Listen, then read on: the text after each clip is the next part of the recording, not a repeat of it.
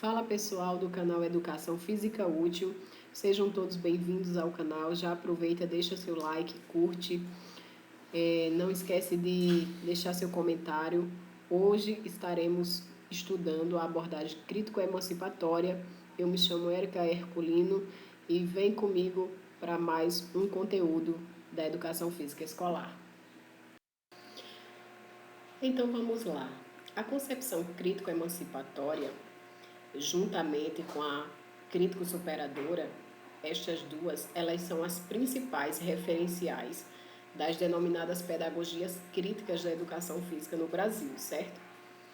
Então, nesta abordagem crítico-emancipatória, ela tem como principal idealizador Eleanor Kuss, com as obras Educação Física, Ensino e Mudança e Educação Física, Transformação Didático-Pedagógica do Esporte, publicada em 1994, ok? A metodologia de ensino para a educação física proposta nesta concepção crítico-emancipatória tem por objetivo a formação de um sujeito crítico e autônomo para a transformação ou não da realidade em que estão inseridos, por meio de uma educação de caráter crítico, reflexivo e fundamentada no desenvolvimento de 3 competências, que vem a ser a competência objetiva, que visa desenvolver a autonomia do aluno através da técnica, a competência social, referente aos conhecimentos e esclarecimentos que os alunos devem adquirir para entender o próprio contexto sociocultural, e a competência comunicativa, que assume um processo reflexivo responsável por desencadear o pensamento crítico e ocorre através da linguagem, que pode ser de caráter verbal, escrita ou corporal.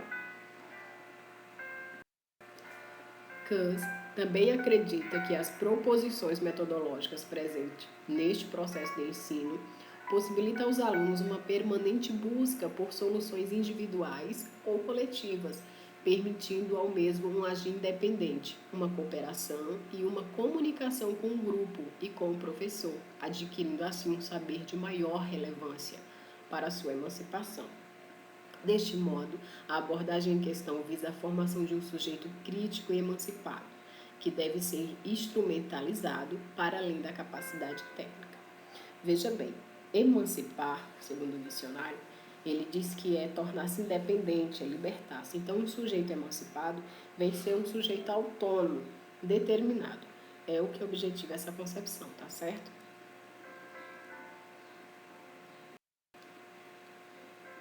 Os conteúdos devem ser sistematizados, proporcionando uma compreensão crítica das diferentes formas de ensino esportista, os seus interesses, os seus problemas, vinculando tudo isso a um contexto sociopolítico do aluno, pois só assim acredita-se que pode emancipar o sujeito. O processo de ensino-aprendizagem, proposto por essa pedagogia crítico-emancipatória, concebe a organização didática de 3 categorias: a categoria trabalho, que compreende as atividades de natureza prática, vivenciada pelos alunos a partir dos conhecimentos extraídos da cultura corporal de movimento.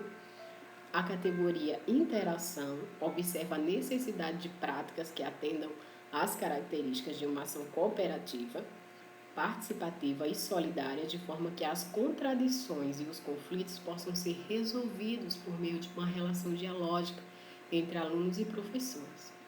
E a categoria linguagem expressa o formato em que as sistematizações dessas práticas precisam se orientar de forma que seja possível ir além da linguagem corpórea, tradicionalmente, mais usual nas aulas.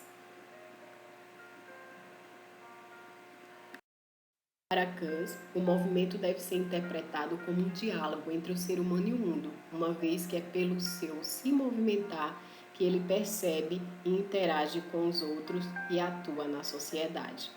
Então, os conteúdos para o ensino dos esportes, da educação física, eles não podem vir a ser aqueles com o intuito de espetáculos, mas que venham ser trazidos de forma problemática e para que o aluno venha a ser um ser crítico diante de cada esporte, diante de cada conteúdo autônomo. Concretamente, a forma de ensinar pela transparência de limites pressupõe 3 fases. Na primeira, os alunos descobrem pela própria experiência manipulativa as formas e meios para uma participação bem-sucedida em atividades de movimentos e jogos. Devem também manifestar pela linguagem ou representação cênica o que experimentaram e o que aprenderam numa forma de exposição. E por último, os alunos devem aprender a perguntar e questionar sobre suas aprendizagens e descobertas com a finalidade de entender o significado cultural da aprendizagem. Então veja que na aula tem 3 momentos: o momento inicial, o meio e o final. E não poderia terminar uma aula sem ter essa forma de debate, essa forma de conversar, de interagir e saber as problemáticas que surgiram e poder compreender os questionamentos que surgiu entre aquela aula, entre os alunos e, enfim, poder entender o significado cultural daquela aula. Em suma, Kuss defende um ensino crítico e com sentido da emancipação do sujeito, sendo este um ser no mundo, e o movimento humano é um diálogo deste com o mundo, dando um sentido e um significado no seu movimentar-se. A avaliação nesta abordagem é vista como não punitiva, privilegiando-se a autoavaliação.